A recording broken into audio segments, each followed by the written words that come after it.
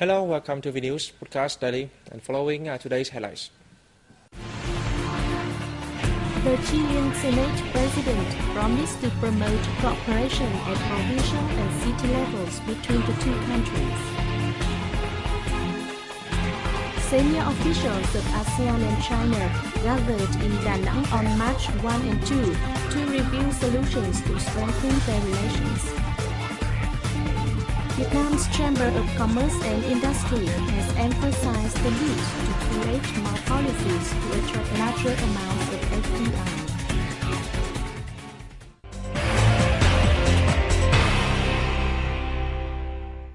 The Chilean Senate President Gladys Lavindt arrived in Ho Chi Minh City, the second leg of his Vietnam visit. On March 2nd, he met with the chairwoman of the City People's Council, Nguyễn Thị Quyết Tâm, on the same day.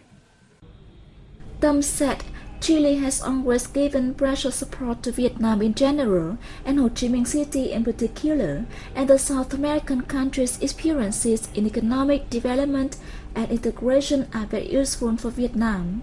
She expressed hope that through this visit, the Senate President will frame measures to help Ho Chi Minh City increase cooperative ties with Chile's localities. Lavindt said he supported the idea on establishing twinning relations between Ho Chi Minh City and a city in Chile, and promised to do his best to promote cooperation at provincial and city levels between the two countries. A delegation from Vietnam's National Assembly External Relations Committee was received by Lao Prime Minister THôNG during their visit on March 2nd. At the reception, head of the Vietnamese External Relations Committee, Trần Văn Hằng, reported that the two external relations committees reached high consensus in preparing for the meeting between the National Assemblies of Vietnam and Laos and the 7th Asia-Europe Parliamentary Partnership meeting. Hằng affirms that his committee will strengthen cooperation with his Lao counterpart in professional areas and staff training, as well as coordination at international forums.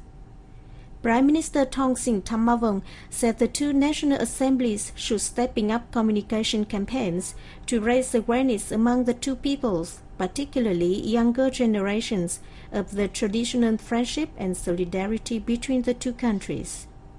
The Vietnamese delegation also met with the chairwoman of the Lao National Assembly, Pani Sathotu, the same day.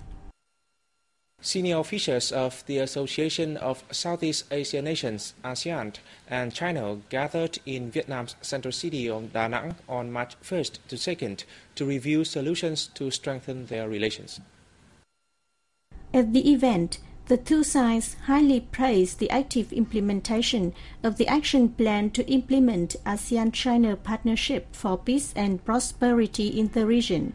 Currently, 86 out of the 175 cooperative projects for the period 2011-2012 have been completed. Both sides said they will give priority to strengthening cooperation on infrastructure development, disaster management, science and technology, and the implementation of agreements relating to their free trade area. They reaffirmed the commitment to fully implement the Declaration on the Conduct of Practice in the East Sea, or DOC, and closely coordinate to put into practice the guidelines for the implementation of the DOC towards the building of a code of conduct in the East Sea. Deputy Foreign Minister Phạm Quang Vinh affirmed that Vietnam, as the coordinator for ASEAN-China relations, will make efforts to further promote ASEAN-China relations. The same day, Vietnam and China launched a hotline between their foreign ministries.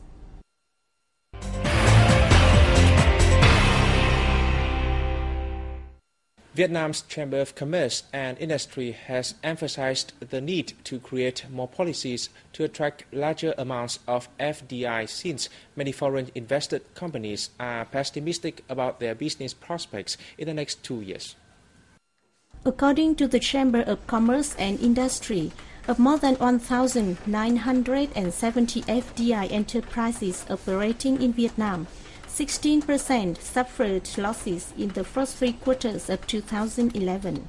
The Foreign Investment Department has also said that newly registered and additional capital of FDI in the first 2 months of this year reached only $1.23 billion, equivalent to only 45% of the same period last year. Vietnam is popular with FDI businesses thanks to its cheap labour costs, political stability and tax and land incentives, but not because of its management capacity. The country needs to change its position, as both its natural and human resources are limited, and we think that this is the best strategy to adopt to attract more FDI. So far, the country has mainly tempted businesses that manufacture low-cost goods with little added value. At the same time, top-end foreign invested projects demand commitments on intellectual property rights and better labor quality. Foreign businesses show little optimism about the future. Most of the foreign investors we surveyed see the market as crucial to their business, and I think that if the Vietnamese market remains stable and comes up with better strategies to attract FDI, the country will continue to be a popular destination with foreign investors. The quality of the workforce is still the biggest concern for foreign investors. Only 20.6% of foreign invested companies have confidence in the quality of domestic vocational training courses, and most businesses see the quality of general education as far from adequate. Bad signals to the foreign investment community worldwide, not just here in Vietnam, is, for example, the price law that's being reviewed by the National Assembly. Very burdensome administrative procedures to require businesses to report too much data and information opens the door for corruption, inefficiency, and blockages in productivity. And these are the kinds of examples that government can try to simplify and address concerns about inflation. Many consider improving institutions as a sustainable and essential long-term measure to attract more investment. What is required is a better investment environment, simpler procedures, less barriers, and stable policies to set investors' minds at rest.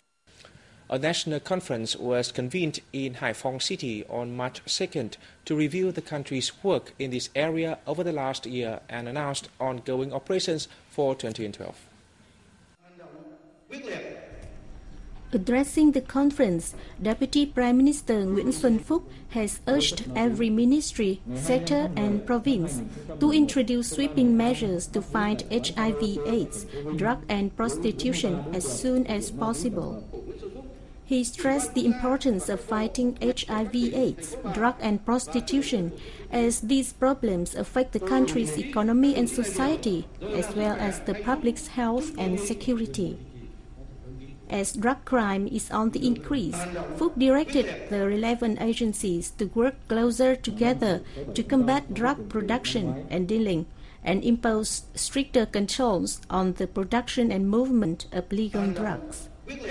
He also issued instructions to every ministry, sector and province to enforce the law on prostitution and to draw up a long-term plan to address the situation.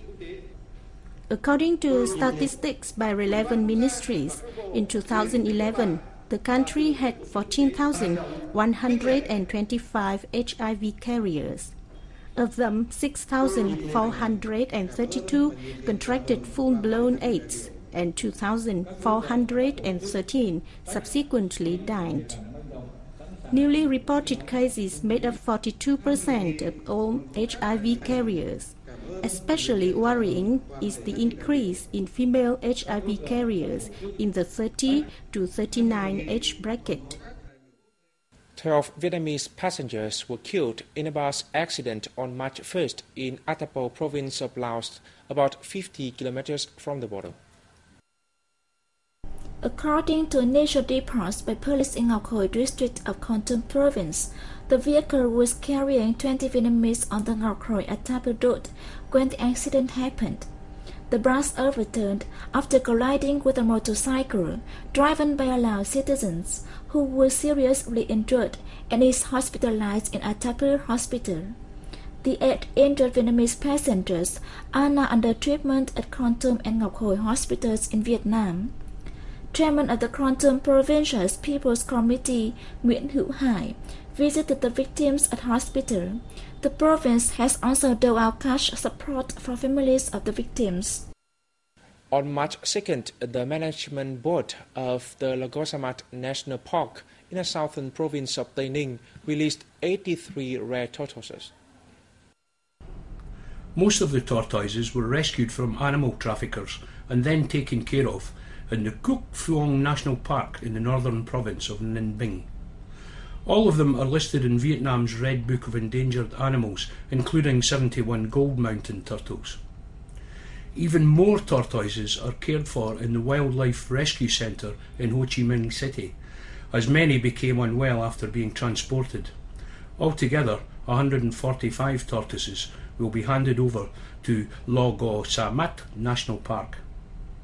In the recent past, the national park has released many animals there, including gibbons, pig-tailed monkeys and king cobras. And that comes to the end of the news today. Thanks for watching and see you next time.